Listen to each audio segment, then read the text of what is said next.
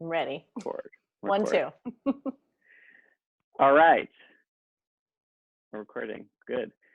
So I would like to say hi to my good old friend, Kerith Lemon. I'm Devyn.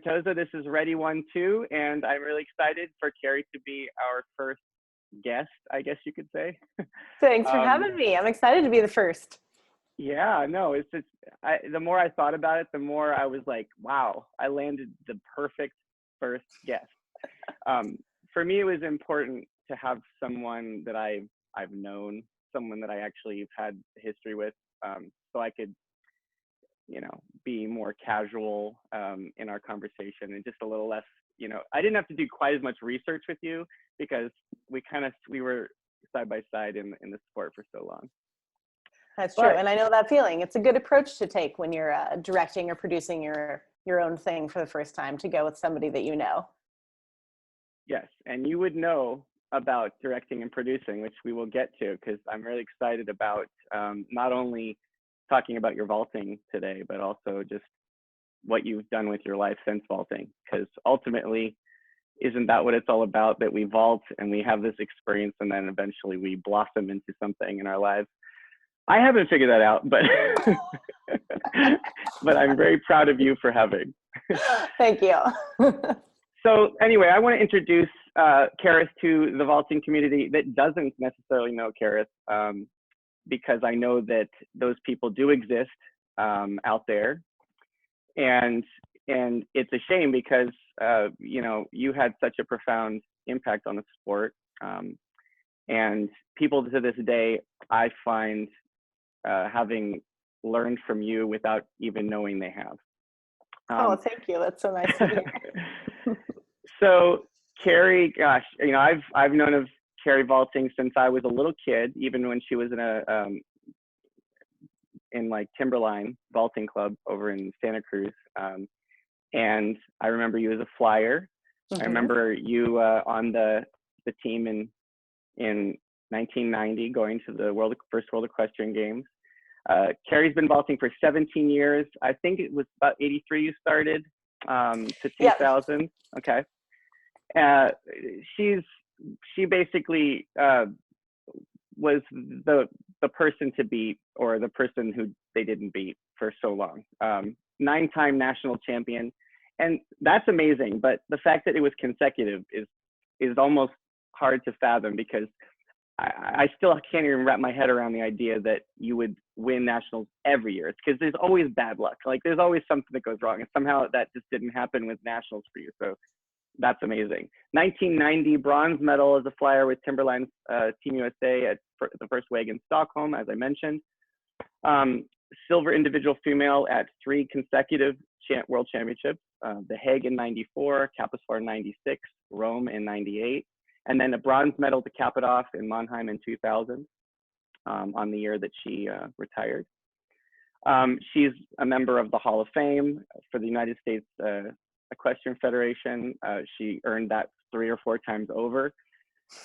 And before I start asking questions, I just wanted to say that, I always admired you a lot, Carrie, because you were you were so driven. And you basically set the example to me as to what it meant to be driven as a vaulter, to be focused on pursuing your vaulting and your goals, and to be so persistent, because you didn't give up. You just kept at it, and you didn't let things get distracting in your way, And I always noticed that.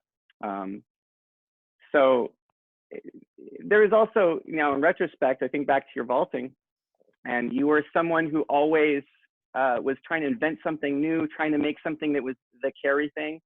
And that was hard for young people it's hard for people today to try to do something that's their own, because we're always trying to fit in. So I remember a move called the lemon twist. I mean, was a good name, good marketing too. And there was this move that you did that was like where you'd like stick your heel in the horse's butt, and somehow you made that look really good. And I tried it once, and I like fell off just as a joke. I tried it, couldn't even get close to doing it. And so just a couple little funny things. I just think that you helped the sport be taken more seriously when you were vaulting, and I think that rocketed into the future. And I think that the sport is better because of your participation. So I want to thank you for that as we get started. Oh, thank you. Making me blush. Oh, well, good. It's good for our video look to blush a little. I was trying to put yellow, like more more warm light on me when I put this white light on me. I have a question before I ask my first question is, do you remember, and because I couldn't figure out where the heck we were.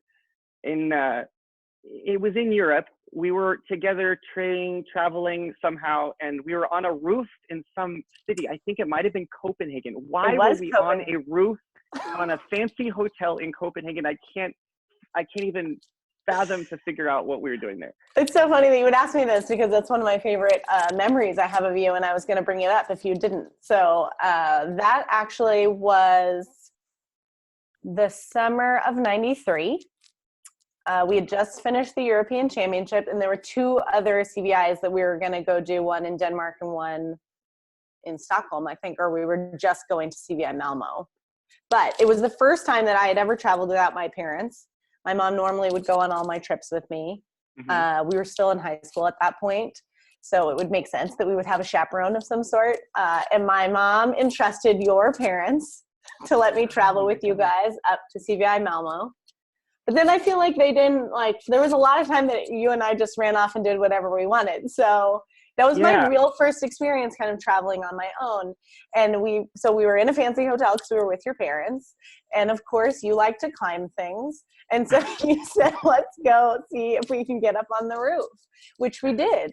And then that wasn't enough for you, Dev, because nothing is ever enough for you. And so I have pictures of you way out on a peak roof like this, off the roof. And I mean, if you had fallen down, that would have been the end of Devyn. And that's all I could think about the whole time I was up there, because I mean, one thing for me that is consistent throughout my life is I'm a very calculated risk taker. And for me, that was too much. That roof that you scaled was too much for me. I stayed on the roof that was flat and that had the fire escape that we could get back to our room. But I was more than happy to take pictures of you.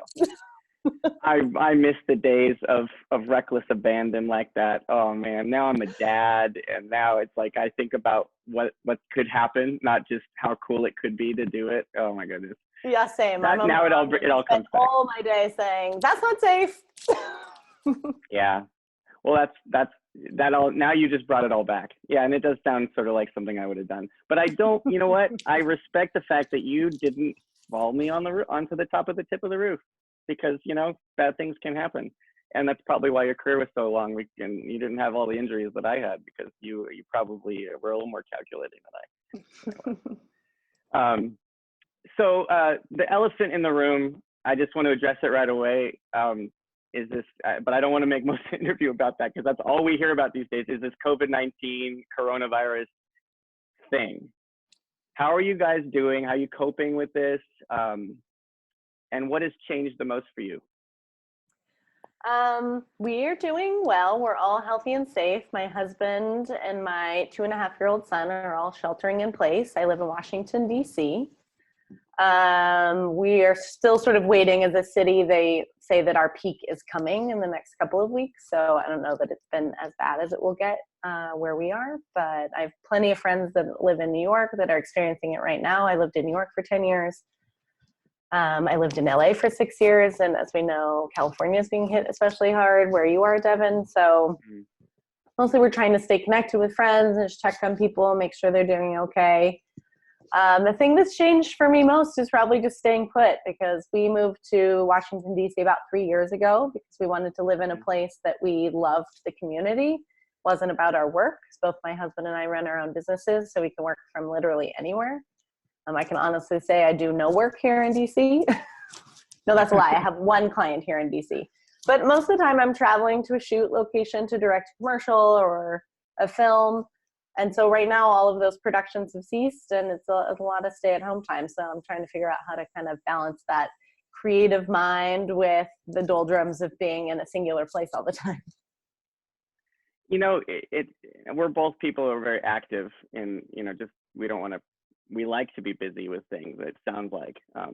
But I've actually enjoyed accepting the concept that there's some time to choose to do something. Even though I don't have as many choices in theory, I feel like I have more choices in a way, because I actually can sit down and pull a book out and be like, I'm going to read part of this book today because I have the chance to, which is new for me. I mean, I read, but you know what I mean? Like, it's just, there's extra time, which is nice in a way. So hopefully we can all enjoy that.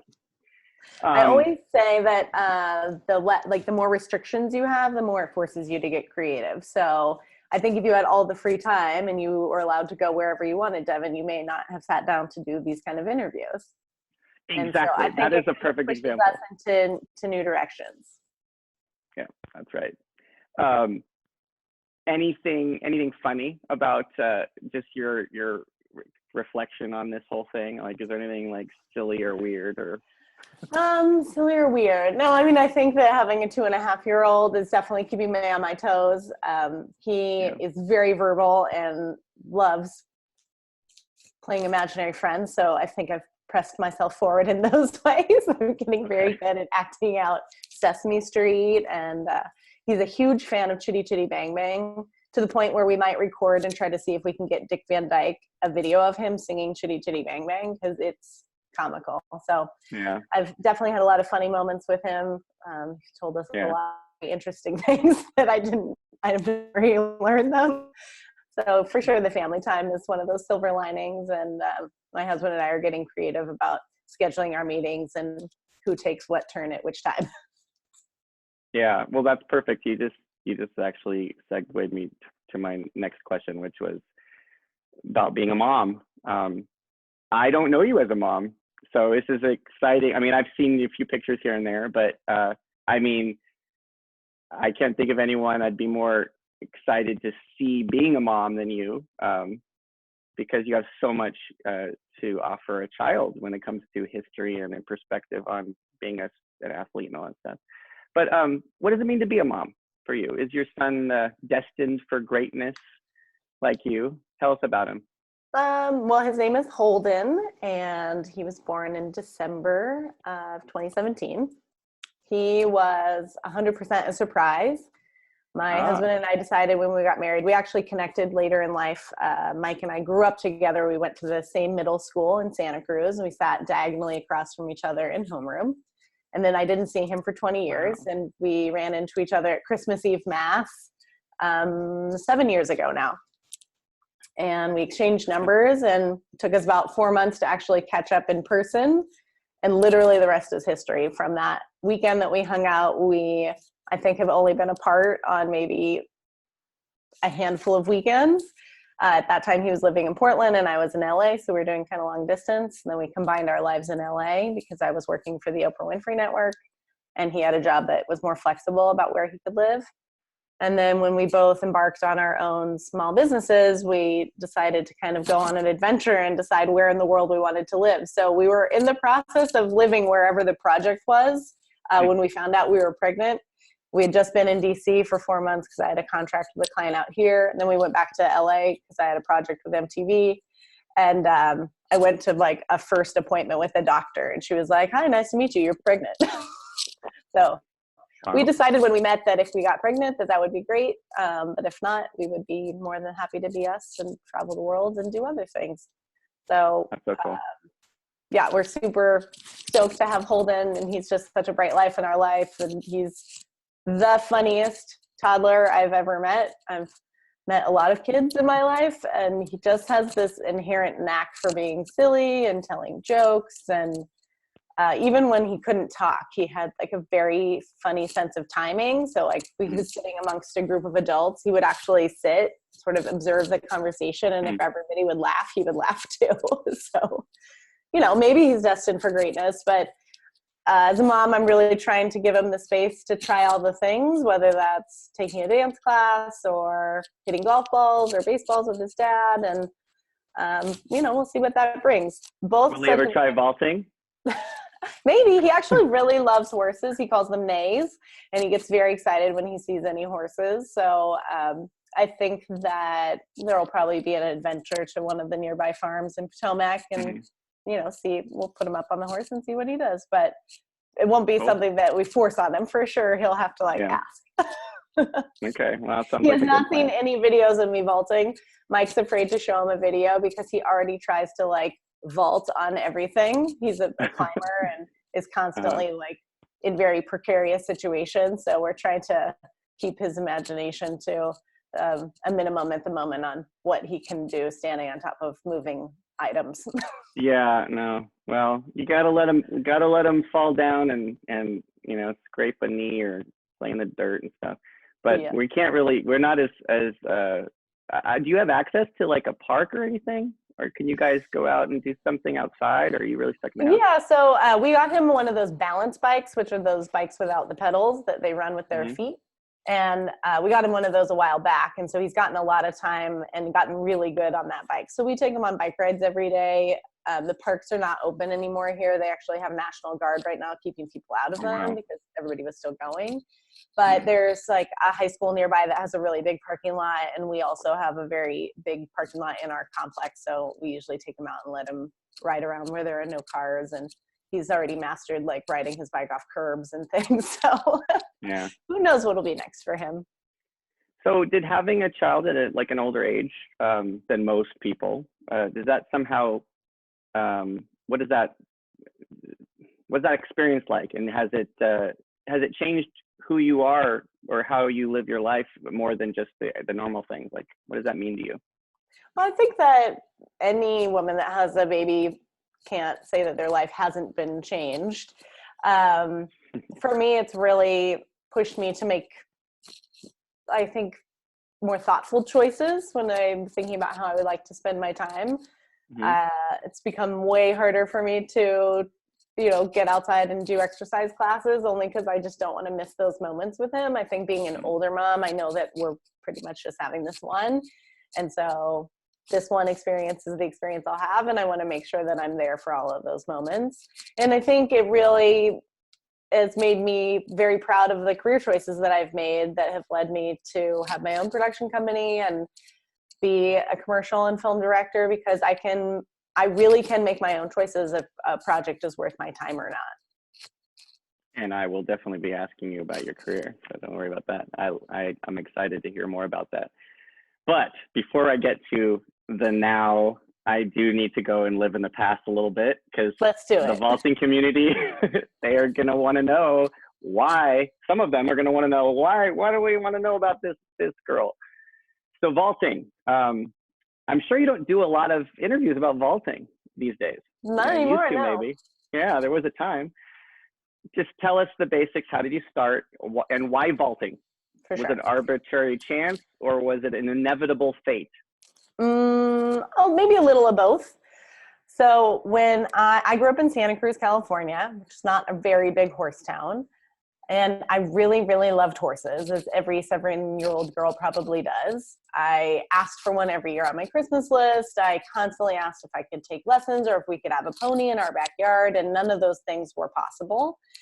So my mom looked for options of what would be financially viable options for me to get involved with horses. And she came back with a choice. So she said, either I could join the Girl Scouts and go to horse camp during the summer, or I could go try this sport called vaulting. She had a friend whose daughters did it, and they suggested we come out and watch a lesson. And according to my mom, she said that I told her I wanted to try vaulting because I didn't want to be a Girl Scout and wear green like everybody else. So when you talk about inventing my own moves and trying to do new things that were unique to me all the time, I mean, a lot of times I think that just stems from having a really unique name, Kerith. I maybe know one or two other Keriths in the world. And that's a story that's been told to me since the day I was born. It's like that I was a unique, strong-willed woman that, I was named after a character in a James Michener novel. And I think that a lot of that storytelling that I had growing up about what my name meant really put me on a path to choose something that is unique and set me apart. You were named after a character in a novel? Tell me something about that. Who is that character? So the book is called The Source, and it's the story of a group of archaeologists that are digging in Jerusalem. And the way the novel is structured is that there's an overarching story about this group of archaeologists, but every time they find an artifact, they tell a story about that time period.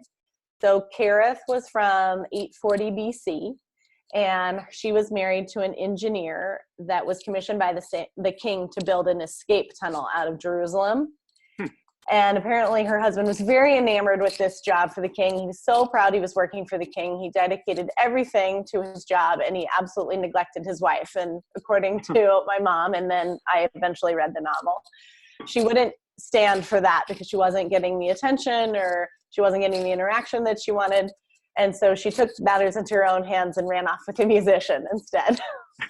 Okay. Well, you know what? It sounds like your life sort of followed a little bit of that attitude. A little bit, yeah. So, you know, being strong-willed and independent and not accepting things if they're not right, making another choice. So it's definitely a motto that I live by, is that I think indecision is the worst place to be. And the best thing you can do for yourself is to make a choice. And if it's not the right choice, you just make another choice after that. So I think that you could look in my career, both vaulting and non, and you'll see kind of examples of that throughout my life. Vaulting people, girls out there, guys, everybody, listen to this lesson. It's golden. So it was always apparent to me that you had a special relationship with the horses that you partnered with over the years. Tell us something about your most cherished horses in your life, and do you have any connection with them these days? Yeah. So, and if not, does it leave a void? So. Horse, I mean, to me, if you didn't have the horse, we would just be doing gymnastics. So obviously your connection with your horse is really important. And I think there is a level of not owning my own horse that made me forge stronger connections with my horses because I wanted to have my own horse so badly. There was like a little bit of whatever horse I was vaulting on that I made them mine during that time. I think that only got stronger the longer I was in the sport, and the more I realized the importance of the connection to the horse to your overall performance. And I think it was only maybe the very tail end, maybe even in just 2000, that they put in the horse score. So that wasn't, I'm not saying that it wasn't important before, but it wasn't stressed as much as it is now, having that connection, because there wasn't really, I think in competition, a lot of times you kind of forget what's important because you're just looking at like, what's going to score the best, or how, you know, how can I get the highest score in all of these categories to win the competition? So when it was just really about the heart and finding the right place for that performance to come from, like for me, that was always about being one with my partner, because without him or her, I'd just be on a balance beam. Yeah, I miss the days when it was more just, how did it feel to vault on a horse? Mm-hmm, and sure. and did that feeling give us the opportunity to just vault our hearts out? You know, that was like the goal. And now it's, you have to think about, I mean, it's a good thing because the horse quality has just skyrocketed in vaulting in recent years, or just the last decade or so. But yeah, we shouldn't lose that quest for connection that you seem to always have. So when I started vaulting at Timberline, we didn't have a ton of horses. Definitely have fond memories of my very first horse I vaulted on, who was Nara. She was our trot horse. And then there was a really cute quarter horse named Morgan, who was who I vaulted on with a lot of teams and at the bronze level. And then there were like the prize horses. We had Woody and we had Chansey, and they were like, if you reached a certain level, you got to vault on those horses, and it was really a privilege. And I don't know, all of those things just really always sat very deep with me. But I don't think that I really found a true deep connection with my horses until I went to Mount Eden and vaulted with Emma. I made that choice to leave Timberline because Timberline was a very team-oriented club, and I reached a point where I knew I wanted to vault and be successful as an individual, and Mount Eden was much more individually focused. And so I remember when we went to go talk to Emma about making that change, which was a very hard decision. It was something that like I consulted my whole family, and I think that was the beginning of kind of building my sort of team around me, like the people that supported me in my quest for what I wanted to do. Like I had a sports psychologist that I talked to about, was this the right choice to make about changing teams, and what was the right way to approach doing it. Like I went and had a conversation with Nancy about leaving before I went to talk to Emma. Like I just wanted to be transparent and make sure that I did right by everybody that had supported me in my life.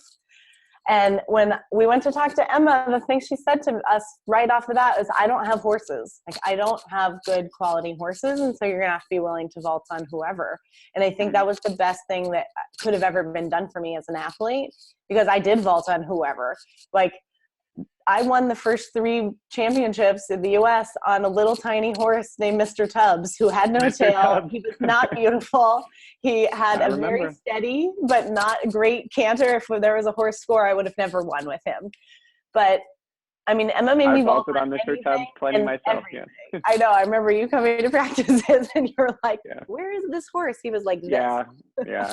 He was a unique soul, that horse. But he had such a great heart, and he did his job. And I think by just accepting that I had to vault on whatever was thrown my way, like made me a very great athlete when I would go to international competitions, when you and I didn't really have choice of which horses we got a lot of times, especially when we go to smaller competitions and kind of show up and be like, who has space for us?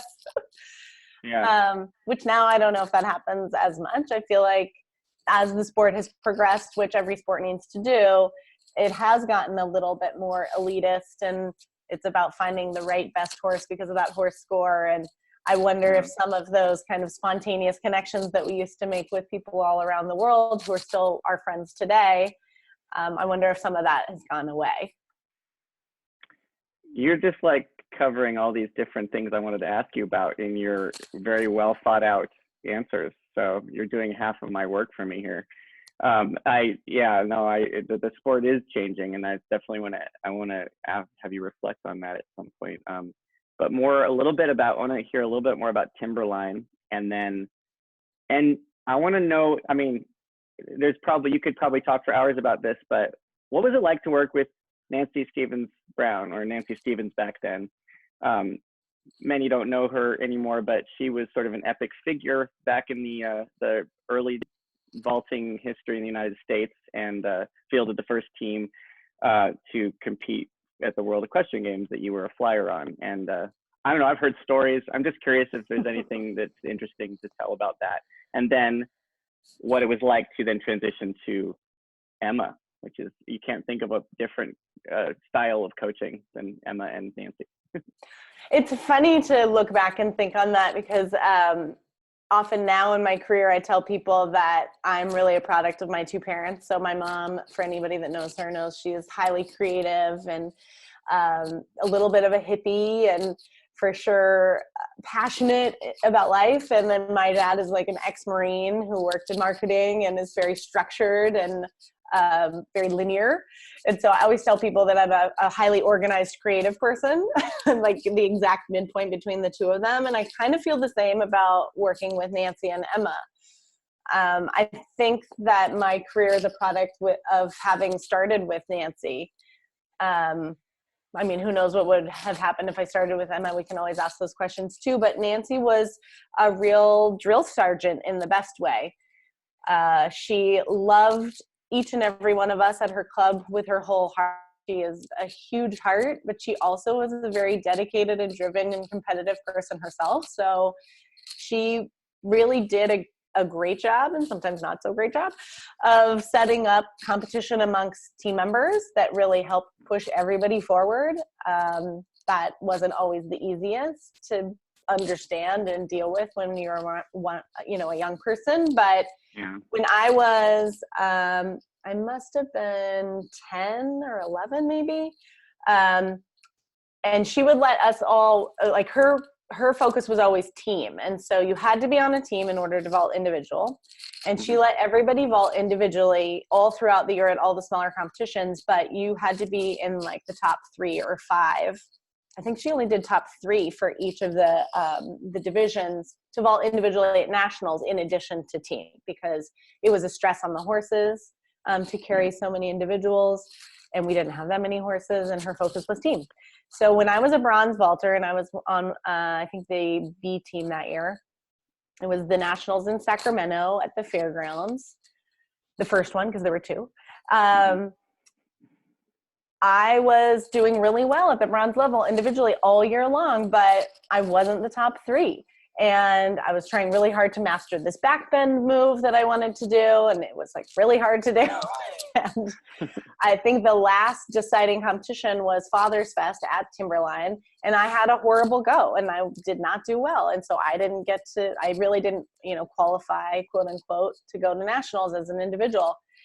And I just wouldn't accept that. I was so mad at myself and I really wanted to go to nationals. And so while everybody else just stopped practicing their individual, I would come early to practices and I would go through my routine and kind of review what went wrong. And I just kept practicing and practicing and practicing. And Nancy noticed that and ended up letting me vault at nationals. So she took 4 bronze and I ended up I got second place in the bronze division. I also think that I never won anything before I won the gold level at the U.S. Championships. I was always second. I was second in bronze. I was second for a number of years at silver. And I think that all of that constant, just like being so close, just contributed to that fire and that desire to win. Nancy instilled in me that dedication that you talk about and that drive and that never giving up. And then when I transitioned to Emma, she is such a thoughtful, nurturing coach. And by the time I went to Emma, I didn't need somebody to yell at me and tell me to come to practice on time or do extra stuff afterwards or look at my scores post-competition. Like I did that on my own. I already had that instilled in me.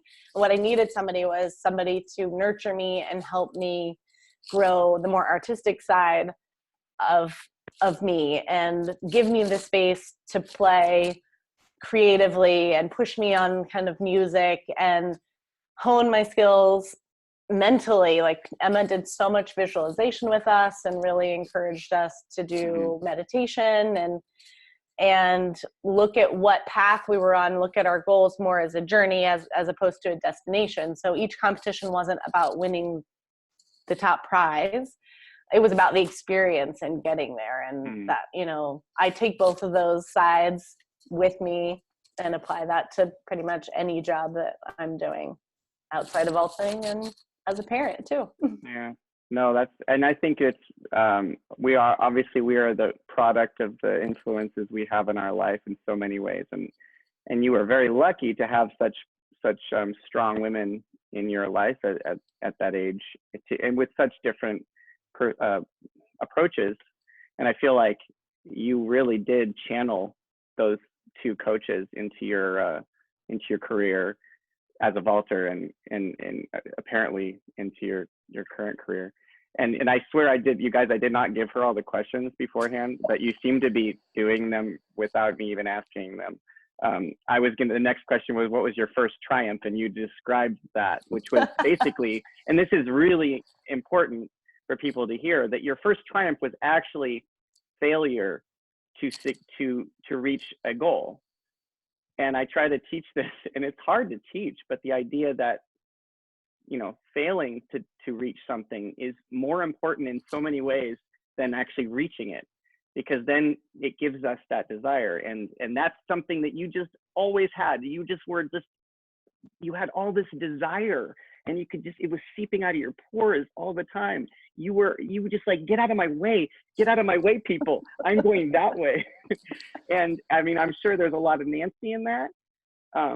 But I saw your career evolve with Emma's influence to becoming more sort of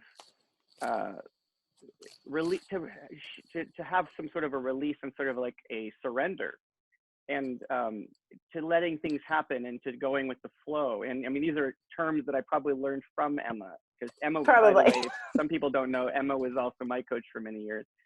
So we share a regard for Emma. Emma is Emma Garrett, Emma Drinker, and then Emma Seeley, and that's her current name. And so many in the vaulting world know Emma. So I think that'll help bring people in who don't know our stories.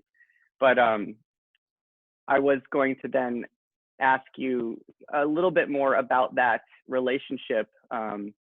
If there's anything more you could tell us about your relationship with Emma, because you guys were like, not only was she your coach, she seemed to be in so many ways your best friend for years. Yeah. And I didn't think of you without Emma, and in some ways it was hard to think of Emma without you. And I think Emma really seemed to thrive when she had someone who really joined her as a partner. Tell us about that. Yeah, and I think what I said before about, I already had all of those elements instilled in myself that I did for myself that normally a coach would do, where you're like, get to practice on time, you need to put in extra time, you need to do all of these extra things. And because Emma didn't need to do that with me, she could be more of a partner to me. And I think when you spend as much time as we spent together, because at the time I was really the only one of the very few people in the gold division, and I got to a level where a horse like Mr. Tubbs wasn't going to carry me anymore. So Sydney Frankel so graciously had bought a young horse named Van Dyke, who needed to be trained. And I really had run out of options at Mount Eden at that time. And so it was another one of those things where Emma just said, like, this is what we're doing.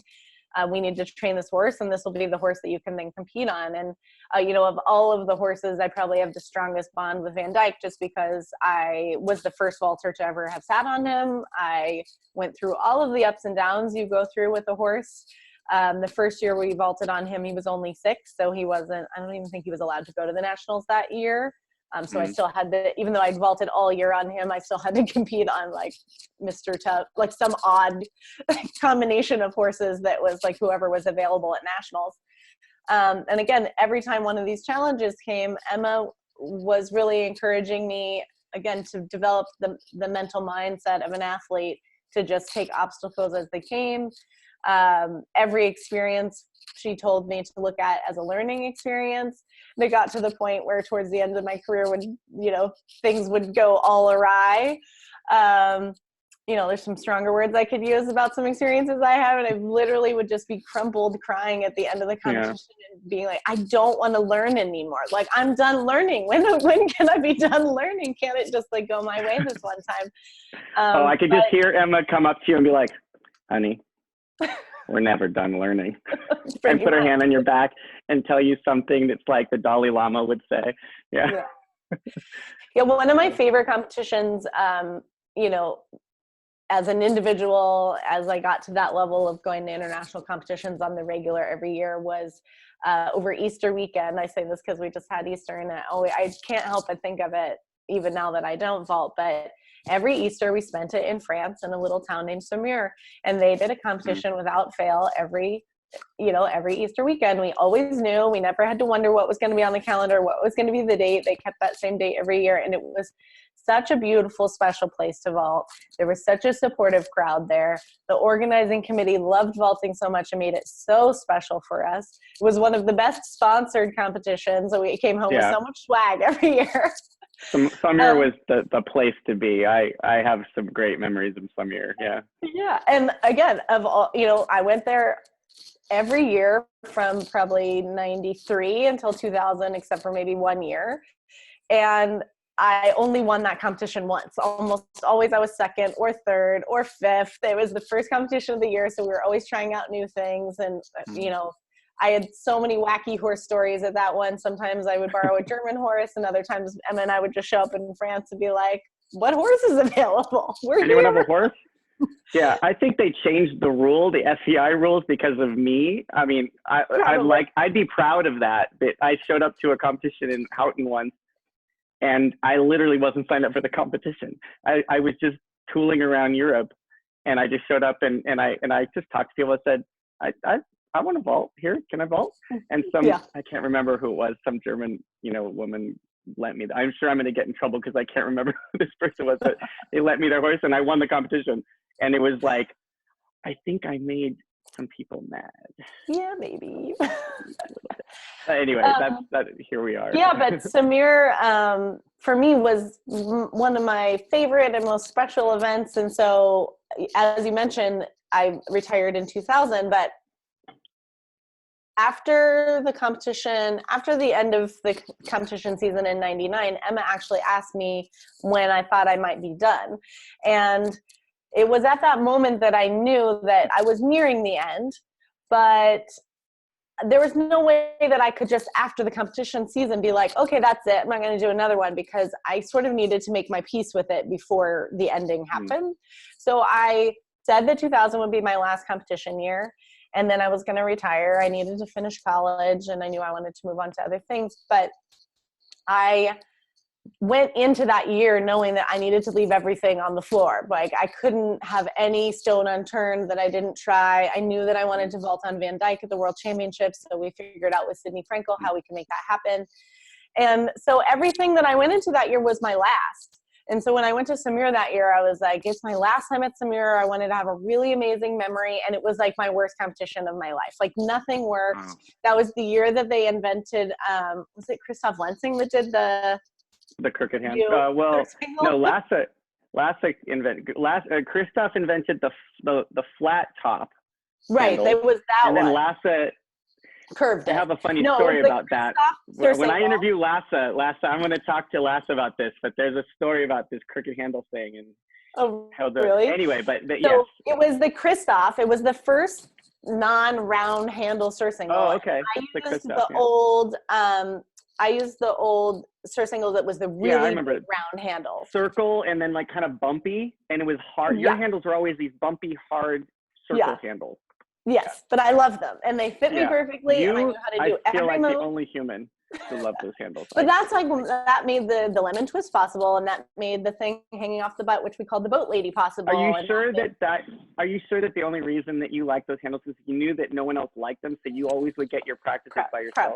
Probably. Yeah, okay. But anyway, so we go to Samir, and I borrowed a horse from Ines Juchstock, and when we showed up to train with her, she had the Christoph surcingle, and nothing of mine worked on that surcingle. Like, I mean, I did a higher mount and better clicks than I've ever done in my whole entire life. It was good for that, but freestyle, it ruined my life. And like the entire time I was there, every time we went to a practice, it never got better. There was no real acclimation period. It was my stuff just didn't work on that surcingle, and it actually got worse. And so we actually talked to the Juchstocks about it being possible if we split our goes so that we could use different surcingles, and they said that wasn't good for the horse. And so it just was one of those scenarios that, again, Emma was like, we just got to go with it. And so we went with it, but both of my freestyles were disasters. And I don't know, who knows what place I ended up getting, but it was not a good one, because in my mind, it was my last Samira. I wanted to be on the, top 3. And I have such a vivid memory of like everybody gathered always at this little pub at the end of the road that was right outside of the warm-up arena called O Carousel. And it was pouring rain. And I just remember walking up to the table and sitting on Emma's lap and just curling up into a ball. And I mean, I was like, 20 something and just bawling. And I have people still today that say they remember that moment, but it just was one of those, I was like, I'm sick of learning. I don't want to learn anymore. But I think it's something that just resonates about you and your career in vaulting, was that you cared harder than most.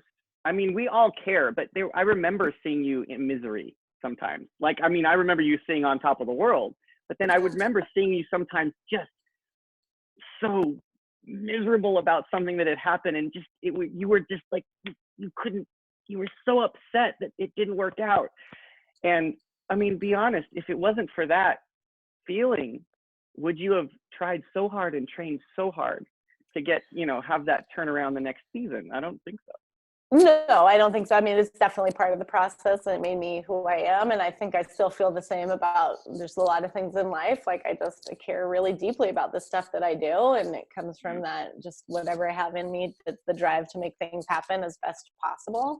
Maybe it's perfectionism, and that's not always a good thing, but I try to use it as best to my advantage. But I also think that that's the reason that when I was done with vaulting, I was sort of done with vaulting. Like when I retired in 2000, I continued to coach a bit, but more I would do clinics with people. I really loved doing clinics because I could come and impart knowledge, but then I could also go back and kind of focus on my new life, quote unquote.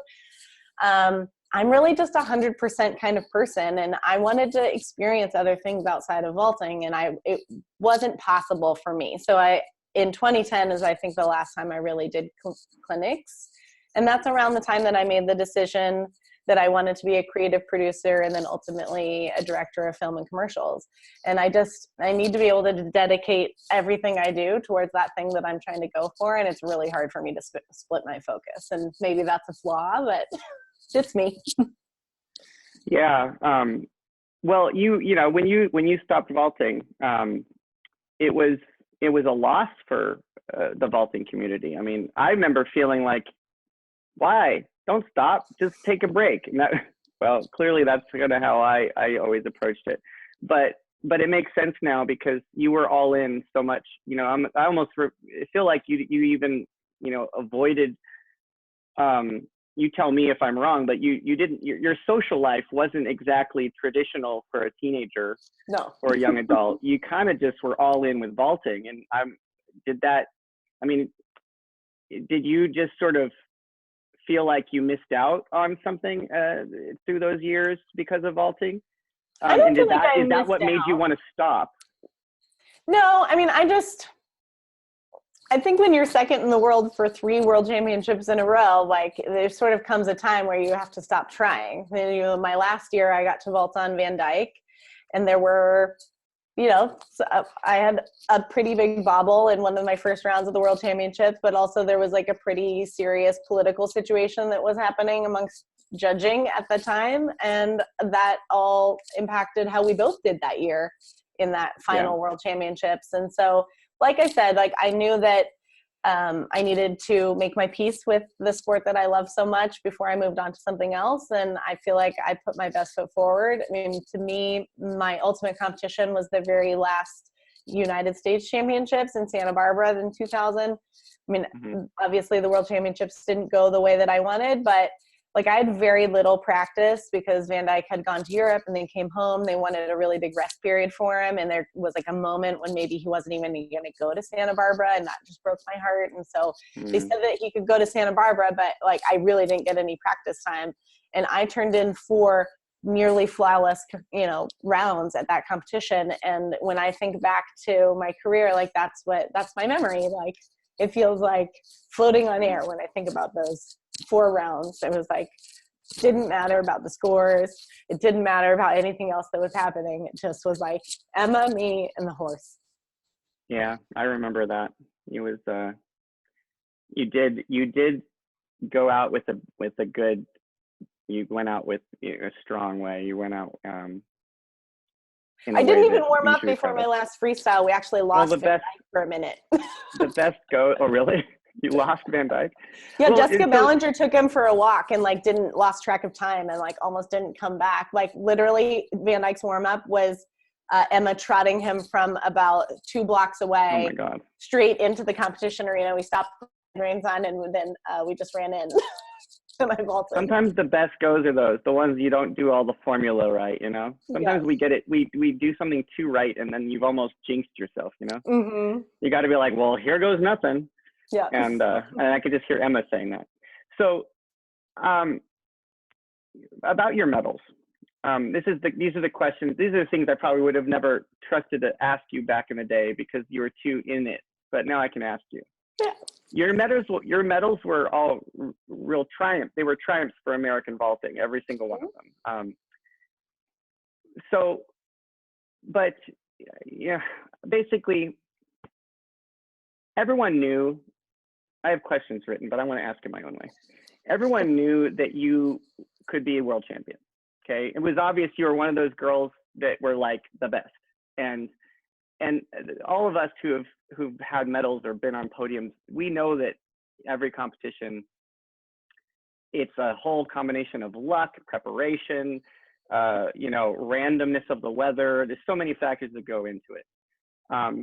And there are plenty of people who are great, who could have won, who didn't ever, who never ended up on a podium.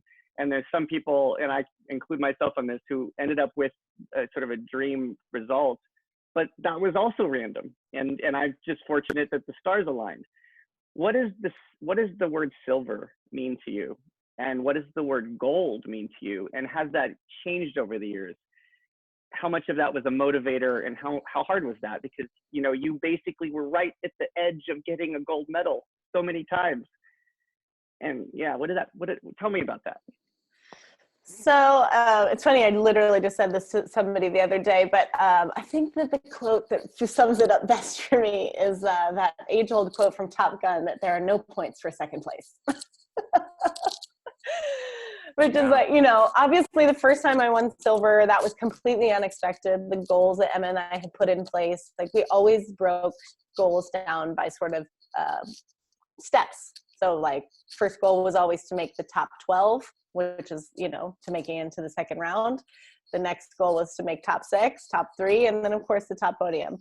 And that being my first world championship as an individual, like, I mean, making the second round was a really big deal. And even being in the top 6 would have been a really big deal. And going into that second round, I was like in the mix. I mean, I think I was like right 3rd, 4th, maybe going into the final round of competition. Are you talking about Den Haag in 94? Den Haag in 94, yeah. Yeah. And I mean, that was beyond my wildest dreams. Like, I knew that I was going to keep vaulting, even though I was graduating high school that year. I was going to figure out how to do that while I was in college. But I had sort of assumed that I wouldn't get a medal until 96. Like, I was ahead of the curve. And so when I won that silver, I mean, I remember back, my body was numb for the rest of like the week practically. I could not believe that happened, and I was like so proud, but at the same time, like, I knew that it was possible, and then everything else became about being the world champion after that. Yeah. I mean, if you look at the translation in French or in German about what the silver place medalist is called, and they're called the vice champion. Vice champion. It's like being the vice president. You know what I mean? There's like an element of just like, so, I mean, it's definitely a chip that sits on my shoulder still, obviously, especially even winning bronze my very last year. I thought if I didn't win the world championship, at least I'd have 4 silvers. And so the fact that I won bronze, which was like really a political thing that happened, had nothing to do with performances, is very frustrating to me even still today. But, you know, it's just one of those things that adds to your story. And yeah. I can say that I am a world champion, but not the world champion. Well, I just want you to know that when it comes to what people remember from you as people who experience your vaulting career, you might have a bigger place for us because you didn't reach the gold. It wasn't so obvious that you had reached your final goal. And because we all knew that was your goal, and we all knew you could do it. And the fact that you didn't made us all feel like there was something that was undone. It wasn't finished. And then when you ended on such a positive note anyways, and you kind of capped off your career almost like it was a film, you know, with you know, credits and, you know, and the music, and I don't know, it just seemed like it was so well formulated the way you decided to end your career. I think it just as a motivation, it's a motivation for all of us. And I don't know, maybe that's somehow a powerful story for you, that in one facet, you didn't quite get the thing that's the shiny object that you wanted. But doesn't that sort of drive you? Yeah, I mean, I think it continues to motivate me because everything I try to do, like obviously try to do the best. I for sure feel like I was a trailblazer in our sport. I feel like before me, there were no other examples of people that were doing like cross training, and I ended up spending a lot of time in regular gymnastics, a lot of time weightlifting. I had a chiropractor and physical therapist that helped me a lot. I, you know, got a sports psychologist to help me. And like I said, I built this sort of like team around me. Yeah, you always had like a staff. I mean, you were like, in some ways, Rocky IV, there's like Rocky, and then there's the Russian guy who has like the computers and the scientists. I always felt like you had the scientists around you, and you had like all these people who are like looking at notepads and like crunching numbers, but you were like, bring it on. And see, you that like comes used from it. my dad. That's my dad's influence of being very organized and detail oriented. So, I mean, we had review tape sessions at my house, Yeah. and we'd review things frame by frame before that was a thing. And so, and even on the creative side, like, we couldn't do all the things when we vaulted. Like there was a whole period of time where you could not have sequins, and it really pushed the limits on what we were able to do with Lycra. I found other ways to creatively express myself. I can claim that I was the first person to bring fake hair into the equation. Okay. Makeup and, music choices, editing of music, and not just using one random track, but actually timing it and choreographing it really specifically. So I really feel like I, serve the role as a trailblazer. Like, I was lucky before me that somebody forged that path for me, and that's Jeanette Boxall. She's the very first woman to ever win a medal as an American individual. And so I feel like I was able to follow in her steps. And then, I was super close to Megan Benjamin and used to coach her when she was really little, just extra practices in her backyard. And I feel so grateful that I got to be there when she won her gold medal, and I got to tell her the same stupid joke that Emma told me before I went into my last world championship, and give her some extra lipstick. And, for me, her winning gold was a little bit of a win for me too, just because, like, as Americans, we finally did it. That's awesome to hear. Yeah. I actually had some questions from people online, and one of them was, who was your biggest inspiration during the time when you were peaking as an athlete? Also, what were some of the most defeating moments, and how did you work to overcome those trials? I think you've touched upon some of that, but you could, is it Jeanette or what's interesting, I definitely, I was in awe of pretty much anybody that was atop the podium when we were vaulting. I really feel like I looked up to a lot of the men, more than the women. Like, I really admired Christoph Lensing. I feel like he was pushing the envelope on choreography, a long while before. Thomas Tarpataki was such an elegant vaulter who never was on the podium.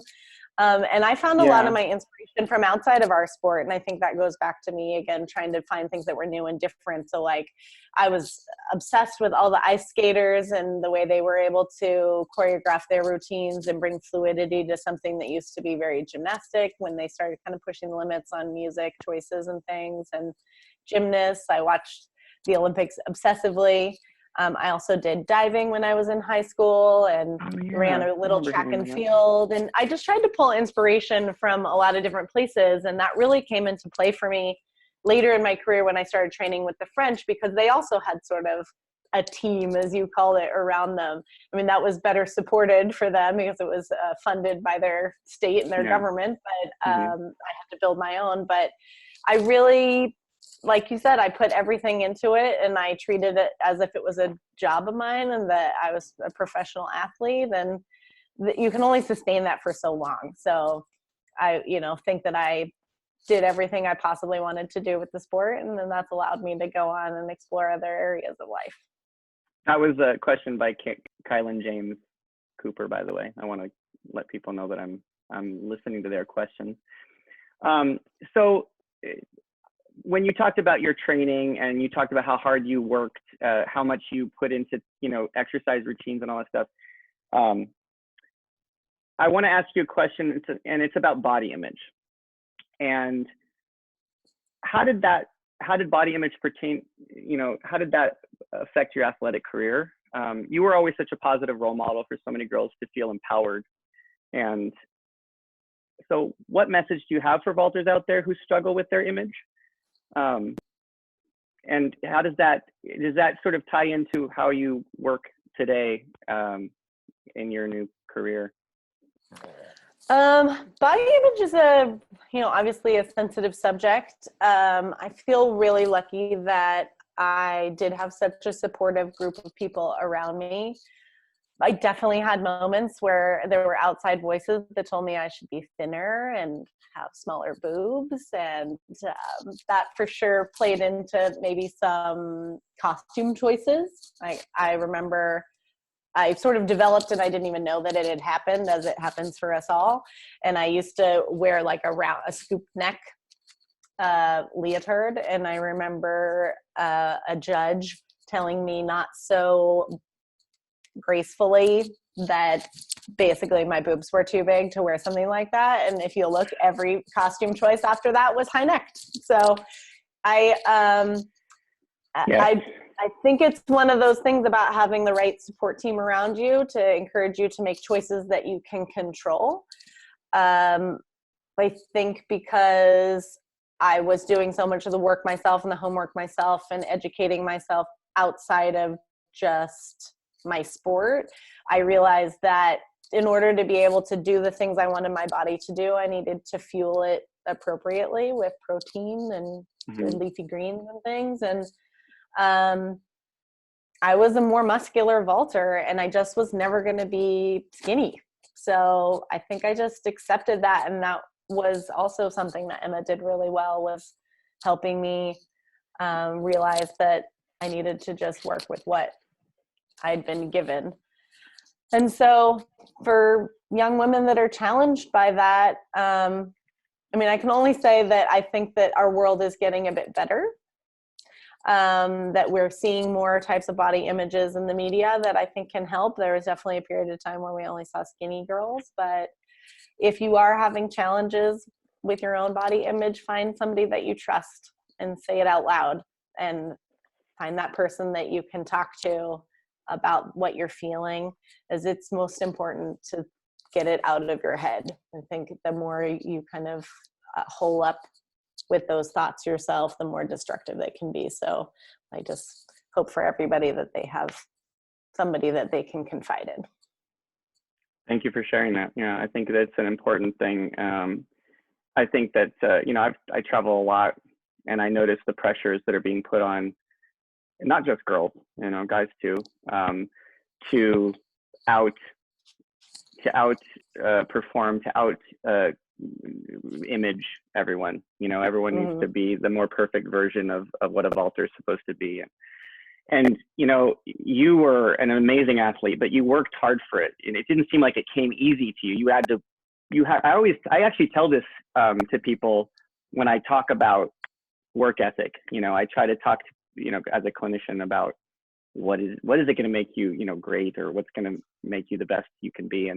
And I would use you as an example, because there's people who just are born with talent, and they just sort of have it. And then there's people who have to work their ass off.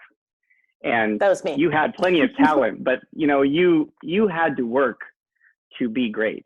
You had to work hard, and we saw you working hard. So. Yeah, and I think that I realized that early on. I definitely had friends who also vaulted who were more talented than me, but I noticed early on that they didn't work very hard. And so that is the thing, that my talent was really figuring out the knack for consistency. And so like all of the training just allowed me to be consistent in competitions. And so then my level of talent that I was born with was enhanced by the extra work that I did.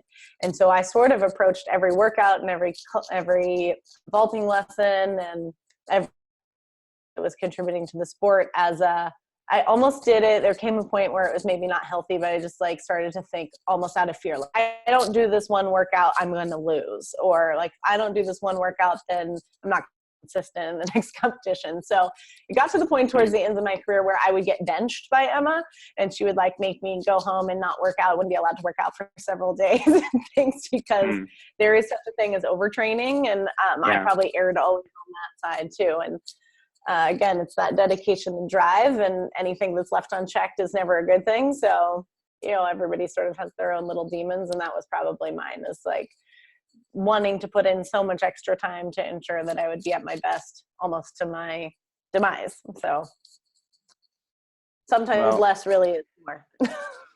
Yeah. And I think you definitely, you had that drive, and that was a powerful force. And sometimes that drive can be can be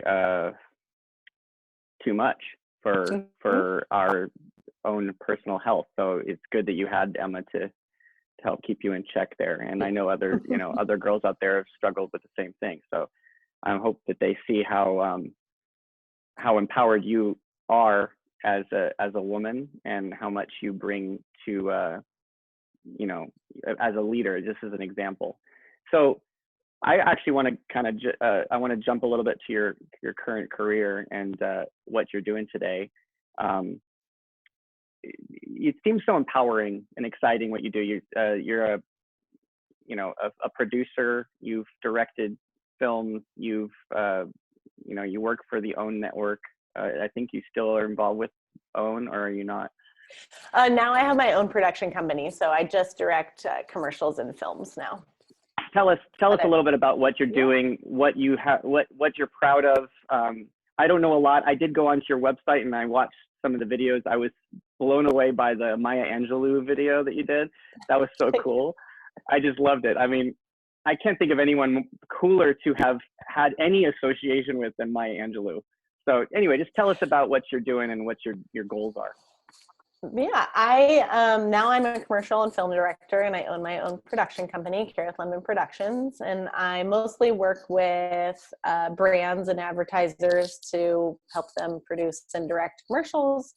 And I do a lot of my own storytelling. I've written and directed 2 short films, and I have hopes to direct some feature films and television shows in the future. So it took me a long time to figure out that this is what I wanted to do with my life. I did not go to film school. I have a marketing degree from UC Berkeley, and I spent the last 20 years of my, I call it my second career a lot of times, trying to figure out what it is that I did want to be when I grew up. I started out working in marketing and advertising in San Francisco, and then I moved to New York for 10 years.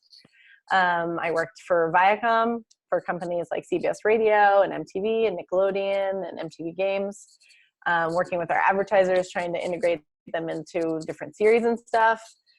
It was there that I realized I actually wanted to be a producer, so I moved to LA and started freelance producing commercials and music videos, and then accidentally got a job at the Oprah Winfrey Network because I produced on something for one of their digital executives, and he was like, I need some help with digital video. Can you come work for us? So I took that job for 2.5 years.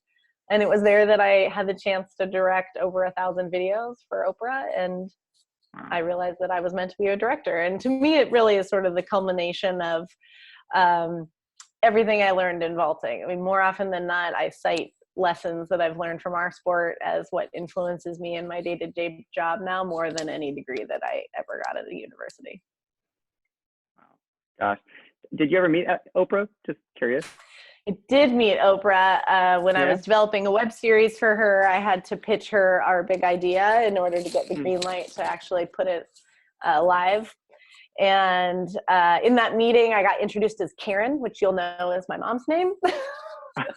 And I was at this moment where I was like, I can't sit in this 2-hour meeting and let her think that my name is Karen. Like, this is probably the only time I'm going to meet Oprah. So I just looked across the table at her and said, actually, my name is Kerith. And she said, what? And I said, my name is Kerith. And she said, how do you spell that? So I had to spell my name. And she was like, okay. And then that evening was a Christmas party that we got invited to. We were in Chicago at Harpo to do this pitch. And at the end of the evening, I was standing outside with my boss, and we were just trying to figure out where we were going to go. And then all of a sudden, I felt this like hand on my shoulder, and I looked up, and it was Oprah, and she was like, Kerith, and just walked out in her limo. Yeah. That's so cool. That's so cool. I mean, she's, obviously she's the epitome of a strong woman, and someone who led the way for women. So that's a perfect sort of story of a celebrity connection. But it brings me to my next question perfectly. Are you a feminist? Am I a feminist? Absolutely. Yeah. Because to me, you're a positive example of feminism in this century. At least that's how what exudes just from the little that I've seen from what you've done. So How does I've that always influence you? yeah, I mean, I grew up in a very feminist household. My mom is obviously a staunch feminist. And as you mentioned earlier, I've had a lot of female influence in my life, really great women role models.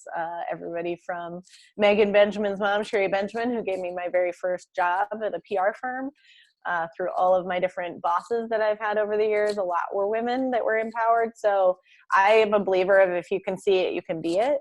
I never saw any women directing when I was growing up, so I didn't even know that was like an option for me. But as I moved along in my career and it became more and more prevalent, it was kind of in the last 10 years, I was trying to figure out what I wanted to do. I wanted to be more of a creative producer, and I volunteered at Sundance Film Festival and meeting all these different film people. I was like, okay, this is how I'm going to be able to elevate women. As I just have had this influence in my life, and I've always been interested in ways that we can empower young women, whether it's through sport and athletics. And I really enjoyed coaching a lot when I was doing those clinics, as I mentioned. I found a way when I was back east to kind of gather together some of the top level girls on the East Coast and do these training camps once a month, where they're coming from all different clubs to kind of put them together. So I've always found little ways in my life to be able to do that. And then now as a female director, I feel like it's sort of like the ultimate expression, because I can choose to work with clients that want to elevate women. And a lot of the work I do is around female empowerment. But my time at Sundance was probably my most influential, because the year one I was there, I was like, great, I'm going to produce stories that elevate women. And year two, I was like, okay, cool, I'm going to produce stories that elevate women. I'm going to hire female directors. And then the third year, I was like, great, I'm going to do all that, and then I'm going to direct. So it was, I think it's powerful to see other women doing what you might want to do, or look at different women in your life and ask them how they got to where they are. And it's part of the process of becoming who you are. That's awesome. So I can't help but wonder though, after being in the spotlight as a performer, and an athlete for, as a younger person, you went into a line of work where you basically put other people in the spotlight and not yourself. And how do you feel about being the center of attention now, as opposed to being behind the scenes as a director, where you're portraying other people? And then, that being said, do you think you might ever perform again yourself and be on the other side of the camera? Well, that is a very good question. There are a lot of questions in there, Dev. Let's see. How do I like being out of the spotlight? Was that the first question? Well, basically, you used to be the center of you were the center of the attention. It was all about you, and that's your training as an athlete and your competition, and but now you're behind the camera, you're putting focus on other people. So you're, True. How does that, is that sort of a yin to the yang? Did you need that balance, or? I don't know if it's like a conscious choice, and I also don't know if being behind the camera is being out of the spotlight. So I did go through a phase post vaulting that I thought I wanted to be on camera talent. So when I lived in New York, I really saw that there could be an opportunity for me to be like a host of a show. And so I actually went through a whole process of like putting together a reel and trying to do interviews with people and seeing if I could get an agent. And it just never really panned out. And, I started finding other things that were piquing my interest. The thing that I love about any kind of creative production, video making, whether it's commercial or film, is the team aspect of it. And I think that goes back to our early team vaulting days. Like, you have to have a really strong team to make something look as beautiful as what you watch on television or what you see in between, the commercial breaks. That's not done by a singular person. It's a singular person that has a vision, but then they put together this team in order to bring it to life. And for me, I feel like being a director is sort of the ultimate spotlight. Like, you're not on camera, that's not the case, but you are the key decision maker for every little element that goes into the filmmaking. And like, do you want this candlestick here or over here? And you have to constantly have an answer to all those questions. And so at the end of the day, the final result is kind of your ultimate creation. And so in that way, you're totally exposed for every decision that you made along the way. Like, if the lighting sucks, like, that was your choice. You said it was perfect on the set. Maybe it wasn't. But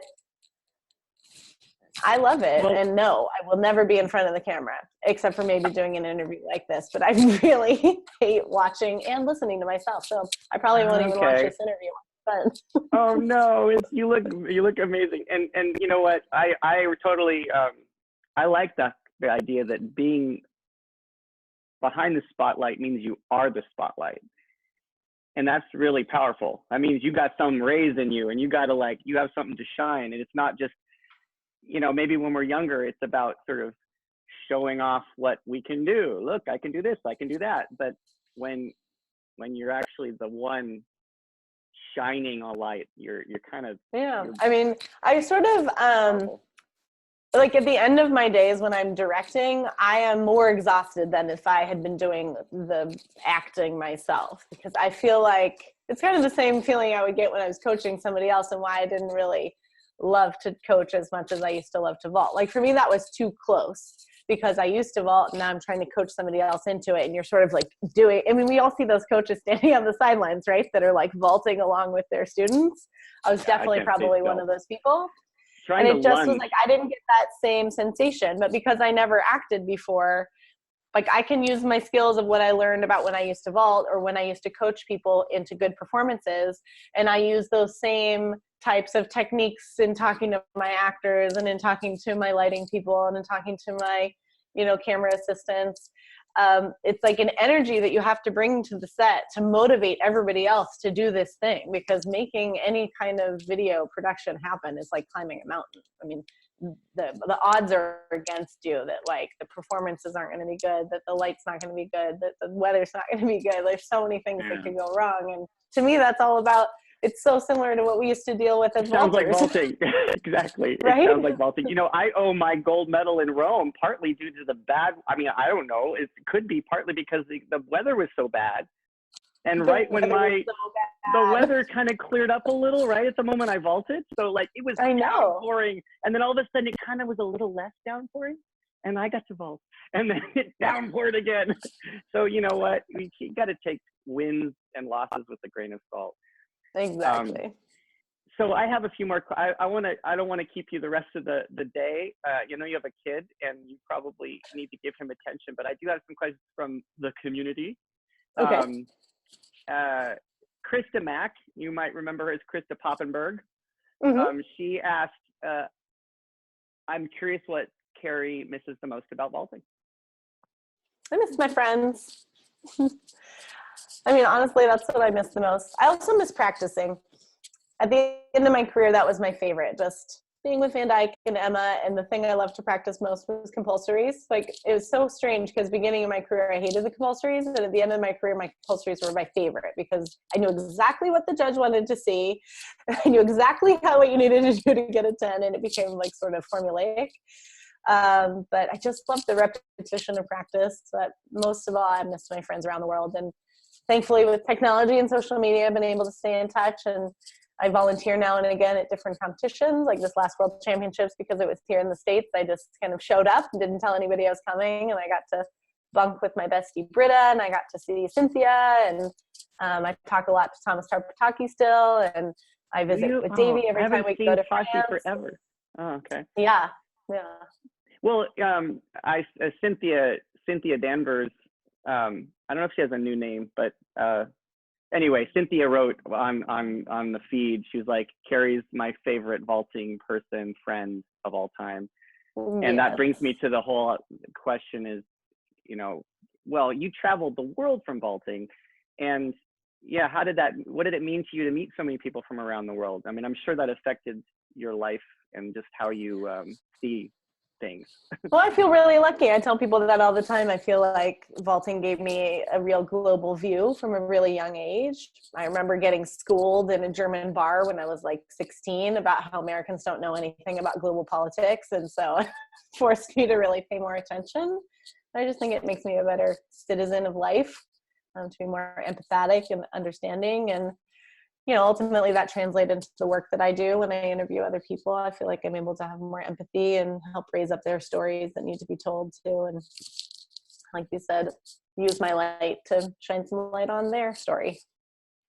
Daniel James asked, what aspects of vaulting were the most enjoyable for you, and which aspects were the most challenging? In a nutshell. I think it depends on the phase of my career you're talking about. In the beginning, like I said, I didn't love the compulsories because I just feel like I didn't have all the right strength or coordination or body at the time, and went into the compulsories and really found such immense pleasure from trying to perfect them. I always really loved training in general. I like doing all that cross training, everything from helping to ride the horses to spend time in the gym, both the regular gym and the gymnastics gym, and dance classes and camaraderie with other people. But and what did I find most challenging? I think for me, especially towards the tail end of my career, the thing I found most challenging, which I had no control over, was just general politics. I mean, there were plenty of times that I wasn't allowed to borrow a very good horse because the German national trainer said I couldn't have it because I was too much of a competitor to their gals, or judges, or even domestic politics that happened in our sport. I never enjoyed that, and I probably will never be in politics myself later in life. Yeah, and I'd love to say that there's no more politics, but there, it seems still a lot of politics in vaulting. But then again, I guess there is in all facets of life. If you're really a go-getter, there's going to be someone who wants to find a way to, take the path you want to take or something. But Bree Griffin asked, you've been involved with nearly every aspect of the sport. Which parts have you enjoyed the most from competing, teaching, you name it? Well, competing will always be my favorite. I just loved competition and going in and kind of having this clean slate at the beginning of every competition and taking one round at a time. Once I was able to start coaching, I think the thing I liked best was just the mentoring I could do to young women, especially like Bree. I spent a lot of time with Bree just talking about life. Most of the time I felt like my most important contributions during clinics were the breaks or the lunches where you could just sit and have a chat. And I think that that's so important in young women's lives, is to have older people to turn to ask questions that aren't their parents, and they can say things that maybe they're scared to say to other people that know them. So. Okay, well, this one, I don't even know if I should ask it, but I'll ask it. Blake Dahlgren, of course he asked this question. What's your best annoying Devyn story? I think my favorite. I mean, you must. I'm sure you don't have any, but whatever. Make I don't one have up. any annoying stories. No. I always found it very amusing when you would come to practice at Emma's, and you would pull up in your old Mustang with a giant burrito in the garage and just wolf it down. And then all during practice, you'd be like, "Oh, I can't vault because I'm so full." And then the next practice, you'd do it again. Oh man, I don't know whether those burritos held me down or like fired me, made me like a rocket. I was always burrito powered. I would have already been there and stretched and like gotten the horse ready, and you're just like eating your burrito. I mean, in those, I have to say, even though we both probably complained about training with each other in some capacity because we were so go-getters, we wanted to have all the horse time. I actually really valued the period of time when we trained together, and I'm proud of it. I mean, that's pretty cool that I got to train with you. But I think my favorite story though was when we were in New York performing at the Madison Square Garden. Oh my we were God. on the weekend today, and you insisted on doing a backflip onto concrete. That was one of those like, what is he doing? Yeah. And then I just did remember, like a graceful like leg slide off. I got so much attention from Alan Balch for years because of that. I mean, every time I was the president of the youth stuff at that, but every time I saw him, he's like, "John, come over here. This guy did a backflip on the concrete." Anyway, it was a moment of pure stupidity, but also, there you go. Okay, I'm gonna just end it on. I always loved this show. I'm sure you watched it 1,000 times. The Actor Studio. With Lipton, I can't remember James Lipton, and he always ended the interviews with these questions that he would ask everyone, and you just basically give a short answer to each of them. And first thing that comes to mind, don't overthink it. What's your favorite word? Freedom. What turns you on creatively, spiritually, or emotionally? Creatively, breaking down barriers. Spiritually, those little signs from the universe that you're on the right path. And emotionally, my husband and my baby. Perfect. What turns you off? Complaining. What is your favorite curse word? You have permission. The F word. Okay, of course. You see, you're still polished. That's mine too. Which, by the way, my 2.5-year-old loves to shout out loud in our house. It's not good. I have a story about my son, so I'll tell someday that. What sound or noise do you love? The wind in the trees.